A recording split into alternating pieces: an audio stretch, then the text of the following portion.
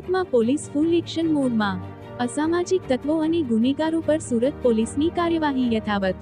Surat crime branch દ્વારા સર્ચની કાર્યવાહી સતત।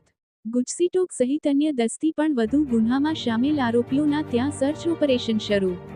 અગાઉ આર્મ્સ એક્ટના ગુન્હામાં ઝડપાયેલા આરોપી અલ્તાફ પટેલના ત્યાં સર્ચની કામગીરી કરાઈ। રાજ્ય ગૃહ મંત્રી અને પોલીસ વડાના આદેશની સુરતમાં દેખાઈ રહી છે અસર। સુરત પોલીસ દ્વારા ફૂલ એક્શન મોડ કાર્યવાહી કરાઈ રહી છે। ગુંડાઓ થઈ જાવ સાવધાન, સુરતની વર્દી આવી રહી છે। Bureau report, Surat.